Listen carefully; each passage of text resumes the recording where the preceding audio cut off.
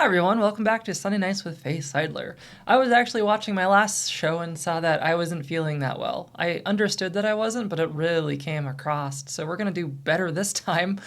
For my first story, I want to talk about the queer art holiday page that I have up, and you can check it out over there. It's on the screen. If you go to this page, what you can do is you can see artists from all across North Dakota, queer artists who are selling things for you this holiday season.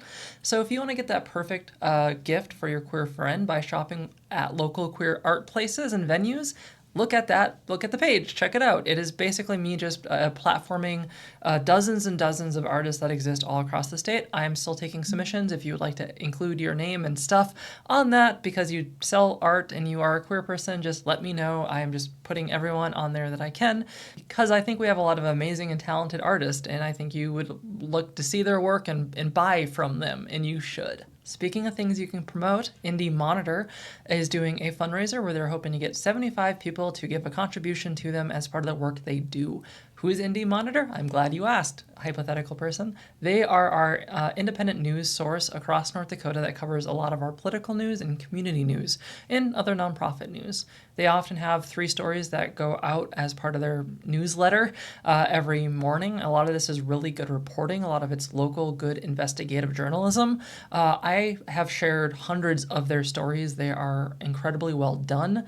They are well respected. They are some of the best pieces of journalism that I have seen across the year. So if you like journalism, especially independent journalism, I really recommend donating to them. Do you want to support your local derbies? Because you can. You can support our FN Derby Girls on December 2nd at 5 p.m. to 8 p.m. There's an event that you can see on the screen. It is Dying to Donate at Frank's Lounge. So get more details on that, but you can go hang out with them and contribute to the great cause that is derbies. For other events coming up, we have the free clinical workshop on counseling on access to lethal means. This is a training for folks working in mental health, primary care, substance abuse, hotline responders, to better understand ways to have conversations around making sure folks have responsible firearm safety, and to make sure that if they have firearms that they are something that is either kept safe generally, or if they're going through a mental health crisis, they have safety plans in place to make sure they don't have means, lethal means, in case that they are feeling depressed or suicidal. So these are good trainings for equipping professionals in our area to have these conversations, and that's important because North Dakota has a certain relationship with firearms that is important to understand and important to be able to have good conversations with people about firearm safety without it being something that shuts people down or gets them more hesitant to talk about these things. So I highly recommend that training if you are a professional that works in any kind of suicide prevention. That one's coming up December 3rd at 12:30 p.m. I believe you can still register. A training that you can't register for is happening December 4th at 1 p.m. at Suicide Loss for Military and Veterans. I only talk about it because I want you to know trainings like this exist. There are a lot of important trainings for suicide prevention that is tailored to folks that are in the military, folks who are veterans, our specific AG culture here, so our agriculture, our farmers, and stuff like that. There's also specific training for queer populations or rural populations. So if you are not like a suicide prevention expert and you think, you've had that one training so you're good, well, there's particular things you need to understand about populations. I just want you to be aware trainings like that do exist. If you find that you have a lot of military individuals that you are serving, then this could be a good training for you to pursue when they have other opportunities that come up. Do you like local theater? Because I have great news for you if you do. There's a show coming up, The Birthday Candles. There are showings coming up several times across December 5th to December 21st. This is with our good friends at Theater B, so you can check out their productions. They are always a fantastic show. On December 6th, Shine Bright and Live is hosting the Light Across the Prairie, an event to honor World AIDS Day. This is a really important opportunity to talk about HIV and AIDS, which is still something prevalent within our communities. There is still a lot of work to destigmatize HIV and AIDS, and Shine Bright and Live is one of our only nonprofits that focuses particularly on this. So I really recommend checking this event out or supporting it in any way that you can. Moving on from events and just talking about opportunities, the Fargo Public Schools seeks nominations for their 2026 Staff of the Year Award. This is for teachers, this is for general staff, and I'm sure other schools are doing this, but I'm Fargo Moorhead local, so I tend to get those stories more. I recommend doing this. I think that every one of us has a story of some adult in school that really we connected with, and they're the reason that we've kind of gone down the path in life that we have. I still remember my first teacher who kind of inspired me to be the writer that I am. Even though we didn't connect strongly, I took them as part of a journalism class, and their name was Mr. Midgarden. It's kind of funny for me to say that because it's like how a kid refers to an adult a lot of the time, like, Mr. or Mrs. or whatever the teacher title. And it's just kind of strange that, I've moved on in my life. It's been decades, but it's still, to me, Mr. Midgarden. I'm still just an 8th or 9th grader saying it when I say that name. But this is a great opportunity to celebrate folks who are doing incredible work and often life-changing work and sometimes life-saving work to really believe in and invest in the youth that go through those school halls. So please share this. If you aren't in Fargo-Moorhead, check out your local schools. They probably are doing something, and celebrate the people doing this really important work.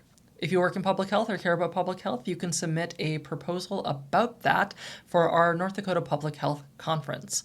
The proposals for this are due December 12th, while the actual conference will be May 5th through 7th in Bismarck next year. This is a really great opportunity to connect with healthcare professionals all across the state, to really build bridges in collaboration for ways that we can all help each other out. Moving into community stories, I just want to highlight a art exhibit called Queering Indigeny, which I hope I'm saying correctly. It is a multi-year, multi-generational project that celebrates the vision and diversity of Two-Spirit, Native, queer, gender-expansive artists in the upper Midwest. So this will be going on until August 16th of 2026, featuring quite a lot of different artists that you can check out, and there's a lot of information on the website about that. I think a lot of times we box folks into either being, Two-Spirit or queer or Indigenous, when a lot of folks can embody multiple identities and experiences, and all of them can be important and expansive and expressive for different reasons. And the more that we honor and celebrate those connections and interconnections, the more that we can see just the incredible beauty of it, of being human. This is a really cool art gallery. I think it's really important to us in general. So please check it out. Please share it where you can. In some heartwarming news, our students locally raised $50,000 in packed food for the annual Fill the Dome event. They put food boxes together and handed them out the next day. It's something we do every year, but it's especially important this year as we have been having so many issues with food and food insecurity. So it's really great to see a lot of youth do this work, as well as see what it's like when the community comes together and helps each other out, because I think those are values that we all really need and I think keeps us believing in a future. Speaking again about food and youth and all that stuff, North Dakota is doing well in the farm to school program, so making sure that some of the food that we have on our farms makes it to schools. There's a really cool article about that. But I think North Dakota can leverage some of its advantages as an AG state where we produce so much food and have so many farmers to make sure that that's something our youth have access to and our schools have access to. So I think it's one of those things that's just like a super win for our area and should continue to be. And it's cool that we are doing well in that particular thing. If you're there for my Night of Hope video, and you should be, go check it out. It's still there. It's on YouTube. It'll be a good time. I talked about the Hopeful Queer Lit Guide. This is something put out by the North Dakota Library Association's LGBTQ2S+ committee, and it is a bunch of literature about hope and being queer, which are topics that should be, synonymous one day, and it'll be a good time when that happens. But for now, it's kind of a struggle bus to be queer, and if you would like to read stories that feel a bit more empowering and hopeful and centering, especially in times that are so hard, check that out. I think being able to read and connect with authors and read and connect with these stories, especially if we don't have as many locally as we would like, it's really important to do that. We don't always have the community we want. If you're in a rural spot in North Dakota, you probably don't. But books and authors and stories like this can, keep us going. It can make us feel warm until we are able to find better places and better connections. So check it out, share it out. If you do any kind of work with queer populations, it's really cool, as well as North Dakota Library Association in general. In bad news, the Human Rights Campaign put out their Equality Index on the cities across North Dakota. What's bad is that we lost more points than any other state. We have done worse than any other state by metrics. Minot got 0. Some folks were confused and thought this was like a voluntary survey, but it was analysis of cities across the state, and we did not do well. I am a little confused, honestly, about the metrics. I think what ended up happening is we got a lot of positive scores from Biden administration policies that trickled down to us, and we don't have them now within Trump administration policies, but they measured everyone through the same metric, so even if that's true, other states and cities didn't do as badly as us. I don't think that means that we are, the most awful state. And I don't think that undersells the work so many people do either. Like, we don't have to get into the weeds about that. I think that it is not a true indicator of how much love there is across the state for queer people. But I do think it is important to recognize that a lot of people in power, queer people are not their first priority or their priority at all. And even though a lot of folks in power I don't think are necessarily like homophobic or want bad to happen to us, they're not doing things for us either. And we are just kind of live and let live, try to survive. So I think it's important to look head on at this story to understand it's probably real. Like, it is probably real in terms of the policies that we're dealing with in this state. That doesn't mean we can't make it better, and it doesn't mean that people don't care, but it's hard. It is hard to be queer in North Dakota, and you can sugarcoat that as much as you want, but this is a very clear analytical process that shows that, yes, it's rough to be queer here, and we can use a lot more support for our queer populations in this state. In other news, the Ramsey County Commission president resigned. I share this story not because I am the person people in Ramsey go to for news, but because the way this story was covered showed a lot of emotional honesty that we don't see a lot of in North Dakota. And this was a male leader talking about mental health and depression and the impact holding office was having on his life.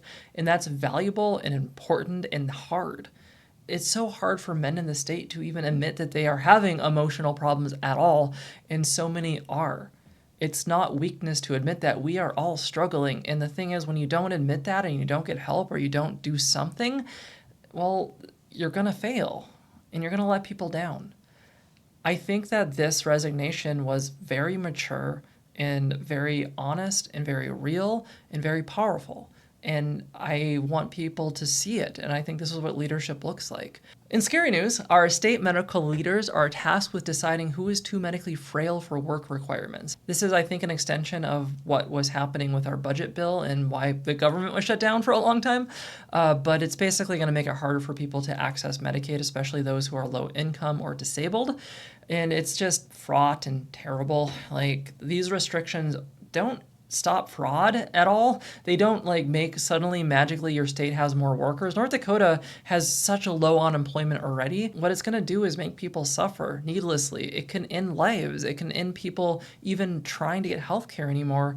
And it's not our state's fault. This is a consequence of our federal administration, and why it's important for everyone in healthcare to be a little more political, because we need this to not happen. We need people who know how public health works to be making public health decisions.